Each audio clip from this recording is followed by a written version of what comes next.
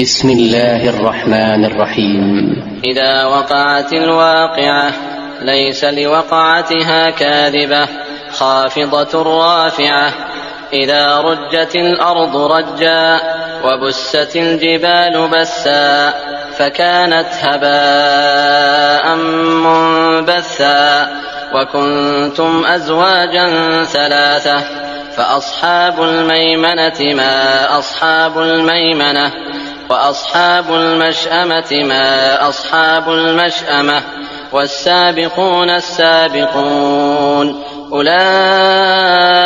المقربون في جنات النعيم ثلة من الأولين وقليل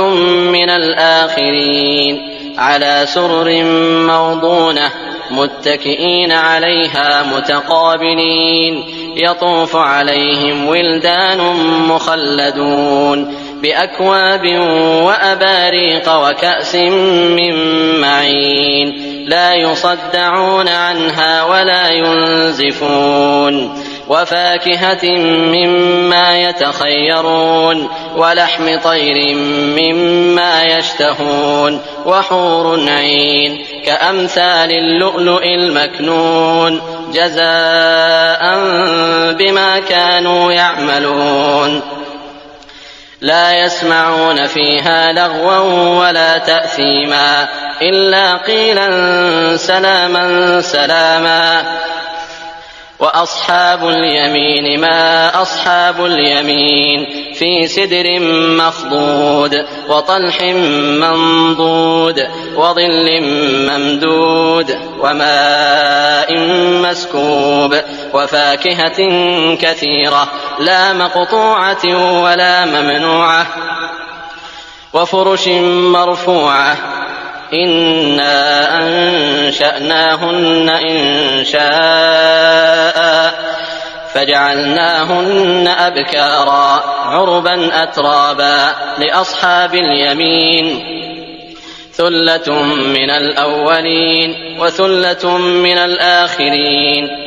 وأصحاب الشمال ما أصحاب الشمال في سموم وحميم وظل من يحموم لا بارد ولا كريم إنهم كانوا قبل ذلك مترفين وكانوا يصرون على الحنث العظيم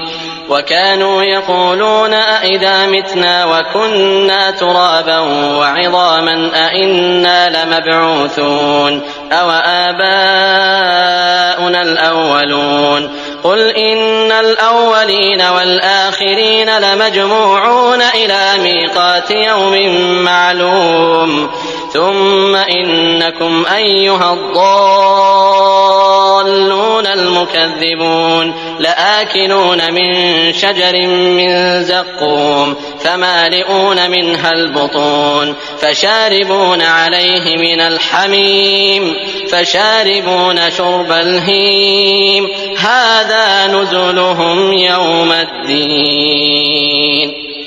نحن خلقناكم فلولا تصدقون أفرأيتم ما تمنون أأنتم تخلقونه أم نحن الخالقون نحن قدرنا بينكم الموت وما نحن بمسبوقين على أن نبدل أمثالكم وننشئكم فيما لا تعلمون ولقد علمتم النشأة الأولى فلولا تذكرون أفرأيتم ما تحرثون أأنتم تزرعونه أم نحن الزارعون لو نشاء لجعلناه حطاما فظلتم تفكهون إنا لمغرمون بل نحن محرومون أفرأيتم الماء الذي تشربون أأنتم أنزلتموه من المزن أم نحن المنزلون لو نشاء جعلناه أجاجا فلولا تشكرون أفرأيتم النار التي تورون أأنتم أنشأتم شجرتها أم نحن المنشئون نحن جعلناها تذكرة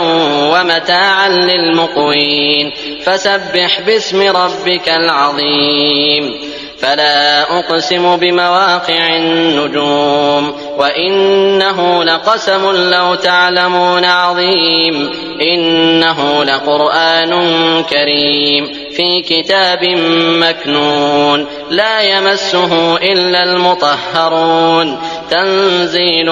من رب العالمين أفبهذا الحديث أنتم مدهنون وتجعلون رزقكم أنكم تكذبون فلولا إذا بلغت الحلقوم وأنتم حينئذ